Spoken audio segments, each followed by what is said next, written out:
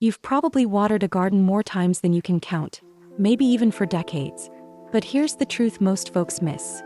How you water matters just as much as how often. Done right, watering builds stronger roots, saves you effort, and helps your garden thrive through heat, wind, and dry spells.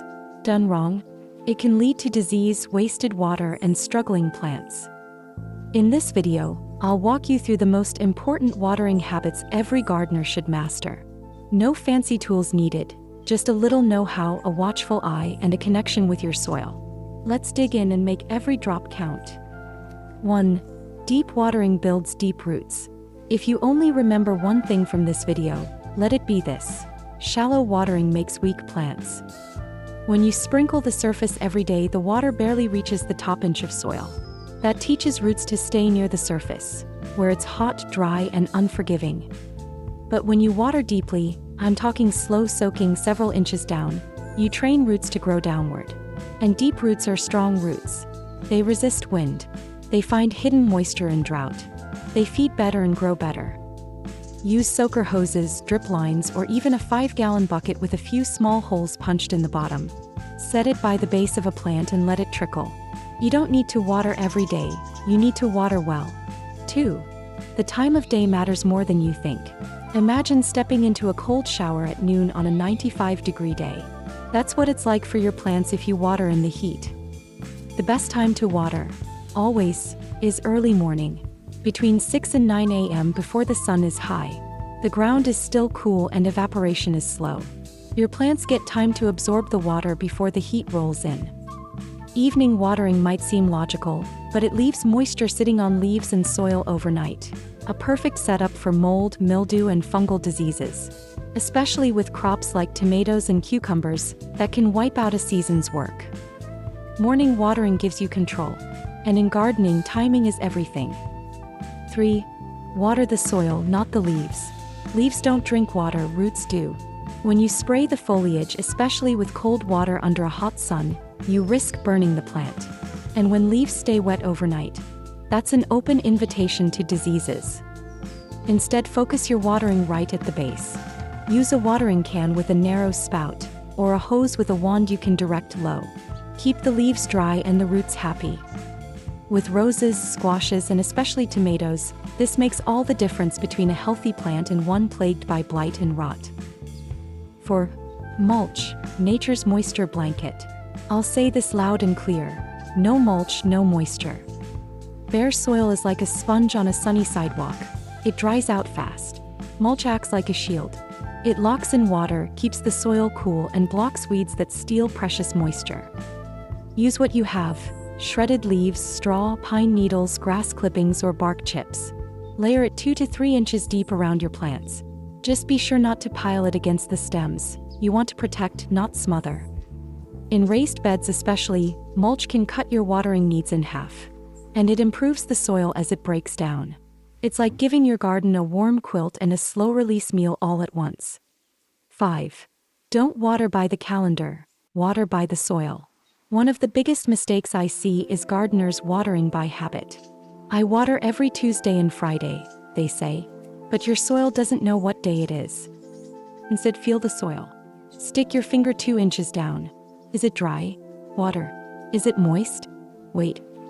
For more precision, get a moisture meter. They're inexpensive and they'll tell you exactly when your plants need a drink. That's especially helpful for container gardens and raised beds, where things dry out quicker. Watering when your plants don't need it is worse than underwatering. It drowns the roots, invites fungus, and leaches nutrients away. Trust the soil, not the calendar. 6. Smart rain use saves money and effort. Rain is free, and plants love it. It's soft, balanced, and full of nitrogen. So why let it go to waste? Set up a rain barrel under your gutters. One good downpour can fill 50 gallons.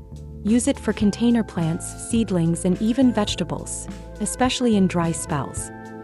But don't double up. If it just rained an inch yesterday, your garden probably doesn't need more today.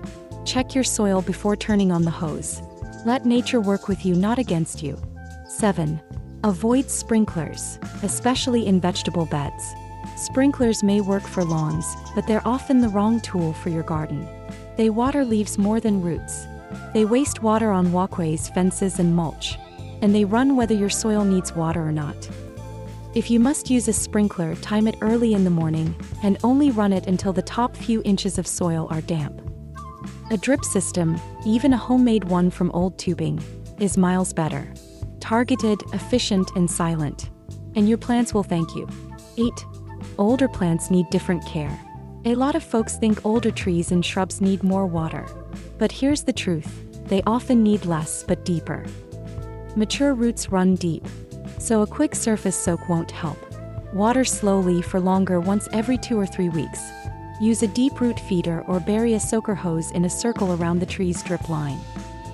For large bushes or grapevines, apply a good soaking every 10 to 14 days in hot weather, not daily sprinkles. Older roots are like older folks. They need consistent support, not a rush job. 9. Soil type determines everything. Clay soil holds water longer, but it can suffocate roots if overwatered. Sandy soil drains fast. It needs more frequent, lighter watering. If you're not sure what you've got, try this. Grab a handful of moist soil and squeeze it. If it holds its shape like dough, it's clay. If it crumbles or falls apart, it's sandy. Knowing this helps you adjust your watering schedule wisely. In clay, slow and infrequent is best. In sand, you'll water more often but still deeply. 10. Watch the weather. It's your best guide. When you've lived through enough seasons, you stop trusting apps and start listening to the sky. Weather isn't just a backdrop. It tells you when and how to water. After a hot, dry wind, the soil dries out fast even if it rained 2 days ago. But after a gentle, cloudy week, the soil stays moist longer than you'd expect. Don't water just because the sun is out. Check the top 2 to 3 inches of soil first. In raised beds, that top layer might dry fast, but deeper down it could still be wet. Here's a tip.